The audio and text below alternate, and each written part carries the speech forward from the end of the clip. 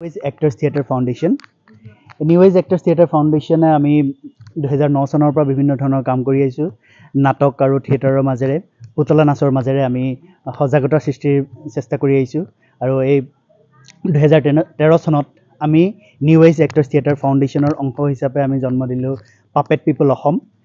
এই পাপেট পিপল অসমে আমি জন্মলগ্নৰে পৰা আমাৰ সমাজত ঘটি থকা বিভিন্ন ধৰণৰ ঘটনা বা নাৰী নিৰ্যাতন বা বাল্য বিবাহৰ দৰে যিবিলাক কুপ্ৰথা সেইবিলাকৰ বিৰোধিতা কৰা তথা ছোৱালীৰ শিক্ষা আৰু ঘৰুৱা হিংসাৰ বিৰুদ্ধতা, ছোৱালী শিক্ষাৰ প্ৰসাৰ, এই সকলোবিলাকৰ কাৰণে আমি সজাগতাৰ সৃষ্টিৰ কাৰণে পুতলা নাচৰ মাধ্যমেৰে আমি 2013 চনৰ পৰা কাম কৰি আহিছোঁ। আজি আমি মাজিৰ গাঁৱৰ এই নামঘৰৰ প্ৰাংগণত দুটাকৈ শ্ব' কৰিলোঁ, দুখনিকৈ নাটক। ফৰাজ বেজবৰুৱাৰ দুটি সাধু, ঔকুঁৱৰী আৰু পানেশ্বৰীৰ আলমত আমি দুটি সাধুৰ প্ৰদৰ্শন কৰিলোঁ। আৰু কি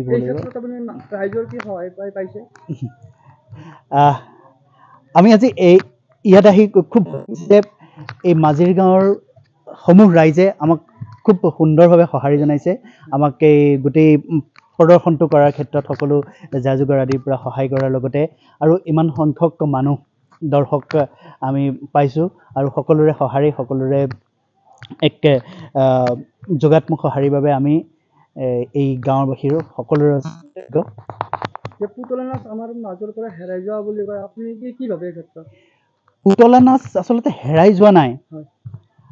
এইটো আমি ক'ব পাৰোঁ যে আগৰ দিনত পুতলা নাচৰ যি জনপ্ৰিয়তা আছিলে সেই জনপ্ৰিয়তা এতিয়া হয়তো অলপমান কমিছে, বিভিন্ন ধৰণৰ কমিছে। পুতলা নাচে যিসকল ট্ৰেডিশ্যনেলি বা পাৰম্পৰিকভাৱে যিসকলে কৰি আহিছে তেখেতসকলৰ আৰ্থিক অৱস্থা দুৰৱস্থাৰ কাৰণে, আৰ্থিক অৱস্থা বেয়া হোৱাৰ কাৰণে হয়তো কৰিব নোৱাৰা হৈ আহিছে।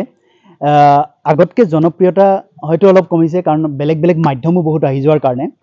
কিন্তু পুতলা নাচ বা পুতলা নাটক এনেকুৱা এটা মাধ্যম যিটো কেতিয়াও শেষ নহয় বা তাৰ জনপ্ৰিয়তা কেতিয়াও শেষ হ'ব নোৱাৰে। আজিয়ে আমি ইয়াত নাটক কৰাৰ লগে লগে আমি যেতিয়াই নাটক কৰিবলৈ যাওঁ যথেষ্ট সঁহাৰি পাওঁ, বহুত মানুহে আহে। নিশ্চয় অলপ পুতলা নাটক কৰা মানুহৰ সংখ্যা এতিয়া কমি আছে, কিন্তু আমি আশা কৰিছোঁ। হয়, আমি গুৱাহাটীতে থাকোঁ। আমি গুৱাহাটীৰ দিছপুৰত আমাৰ কাৰ্যালয় আছে, আমি তাৰ পৰাই কাম কৰোঁ। আমি অসমৰ সকলো ঠাইতে প্ৰদৰ্শন কৰোঁ।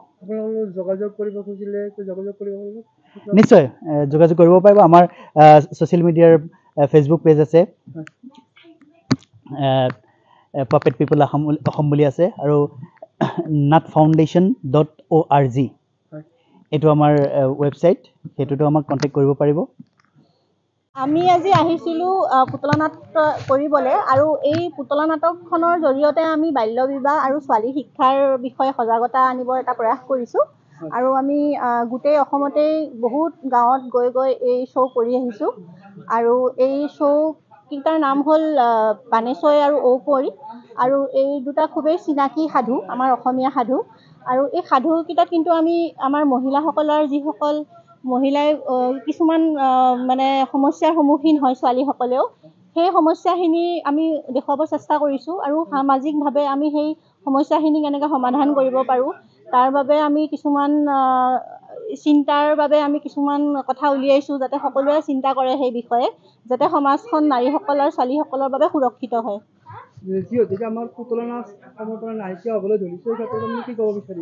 হয়, পুতলা নাটক আমাৰ সঁচাকৈ এটা খুবেই এটা ডাঙৰ আমাৰ এটা সম্পদ, যিটো লাহে লাহে আমি দেখিছোঁ যে নোহোৱা হৈ আহিছে, গ্ৰুপবোৰো বন্ধ হৈ আহিছে। গতিকে আমি তাক জীয়াই ৰাখিবলৈ এটা চেষ্টা কৰি আহিছোঁ।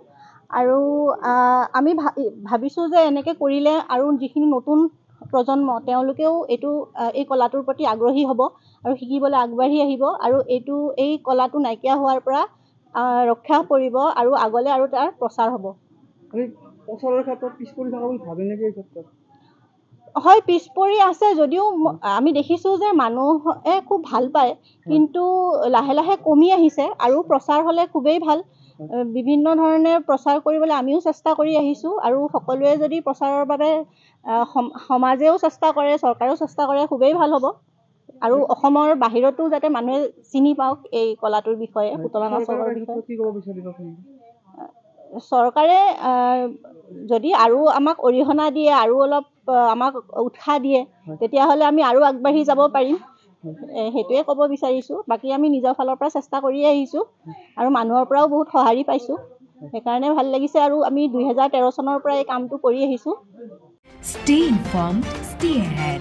News NE 365.